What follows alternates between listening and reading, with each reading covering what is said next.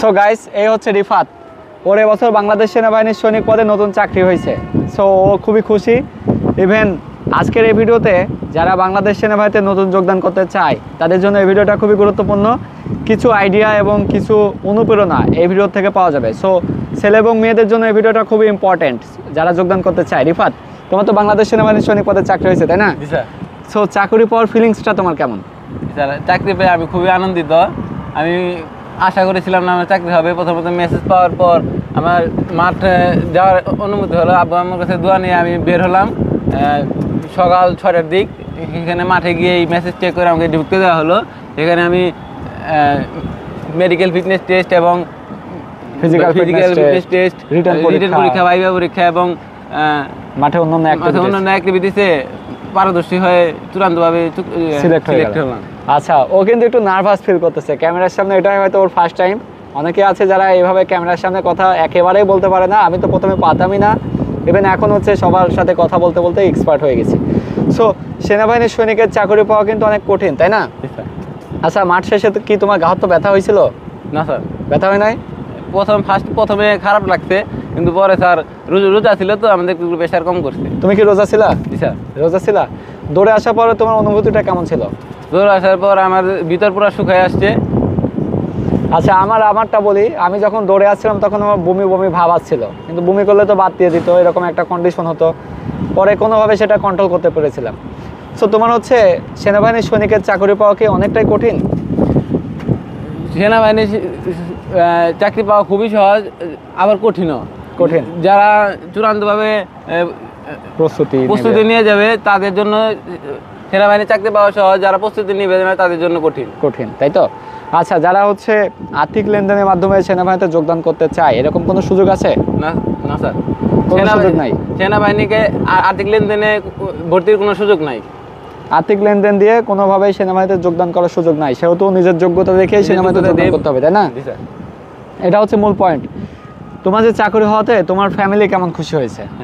আমার চাকরি হওয়াতে আমার দাদা দাদি, আব্বু আম্মু সহ, নানা নানি সহ পাড়া প্রতিবেশী সবাই খুশি। সো ওর কিন্তু সবাই খুব খুশি হয়েছে। ইভেন সৈনিক যদি একবার হওয়া যায় তাহলে পরিবারের সবাই তো খুশি হয়, ইভেন এলাকার ভিতরেও কিন্তু অন্যরকম একটি সম্মান পাওয়া যায়, তাই না? এখন কি তোমার বাবাকে সবাই সম্মান দেয়? ও এখনো ট্রেনিং সেন্টার যাওয়ার আগেই প্রাপ্য সম্মান ওর বাবা মা পেয়ে যাচ্ছে।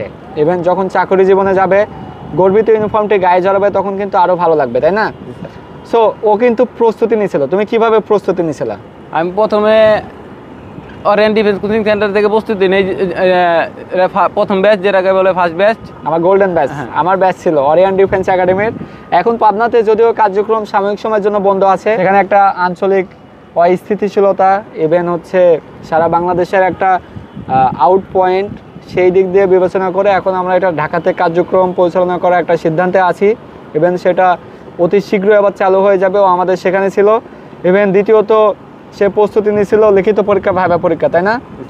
কিভাবে নিয়েছিল? সেখানে লিখিত এবং ভাইভা পরীক্ষার জন্য স্যার আমাদের একটা বই গিফট করছিল ফ্রিতে। এটা সৈনিক পদে নিয়োগ সহায়িকা, এই বইটি যেটা আমরা স্যারের পক্ষ থেকে পেয়েছিলাম। আমার একাডেমিতে প্রথম ব্যাচ হওয়াতে সবাইকে আমরা একটা করে বই সৌজন্য সংখ্যা গিফট করছিলাম, তাই না? বইটা কেমন ছিল? বইটা ভালো ছিল। আচ্ছা, তোমরা যারা হচ্ছে বাংলাদেশ সেনাবাহিনীর সৈনিক হতে চাইলে হচ্ছে প্রিজম প্রকাশনের এই সৈনিক পদে নিয়োগ সহায়িকা এই বইটি সংগ্রহ করতে পারো। এটা খুবই হেল্পফুল একটি বই।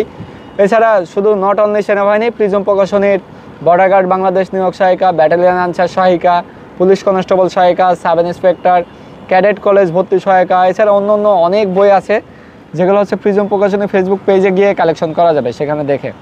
রিফাতের জন্য থাকলে শুভকামনা, যেন ভবিষ্যতে আরও ভালো কিছু করতে পারে, সৈনিক হিসাবে যোগদান করে অনেক বড় সুউচ্চ জায়গায় পৌঁছাতে পারে, সৈনিক লাইফের থেকে শুরু করে সর্বোচ্চ যে পর্যায়ে আছে সেখানে পৌঁছাতে পারে, সেই শুভকামনা থাকলো। ইনশাআল্লাহ তোমার চাকরি জীবন খুব ভালো কাটবে। হ্যাঁ, তোমার জন্য শুভকামনা থাকলো। Thank you. আর হ্যাঁ, রিফাতের জন্য একটা ছোট্ট গিফট, সেটা হচ্ছে আমাদের প্রিজম প্রকাশনের পক্ষ থেকে। ওকে, এই গিফটটা প্রিজম প্রকাশনের পক্ষ থেকে দেওয়া হলো, যদিও এটা স্বল্প, তারপরেও গিফট ইজ গিফট, সেটা ওর কাছে অনেক বড়। সো তোমাকে এই ঘড়িটা আমি পরে দেখতে চাই, যেন তুমি হচ্ছে এই ঘড়িটা পরেই ট্রেনিং সেন্টারে যাওয়ার সময় এটা পরে যাও। ইভেন গেটে এটা জমা দিয়ে যাবা, যেন তোমার বাবা এই ঘড়িটা পরবর্তী সময় পরে। ঠিক আছে? ধন্যবাদ স্যার। ঠিক আছে, থ্যাংক ইউ। ভালো লাগলো। হ্যাঁ, থ্যাংক ইউ, ওয়েল ডান। সবাই ওর জন্য দোয়া করবেন যেন ও একটা ভালো ফলাফল অর্জন করতে পারে ট্রেনিং সেন্টারেও, যেন ট্রেনিংটা ভালোভাবে সম্পন্ন করতে পারে, ইভেন তার চাকরি জীবন খুব ভালোভাবে সম্পন্ন করতে পারে। আল্লাহ হাফেজ।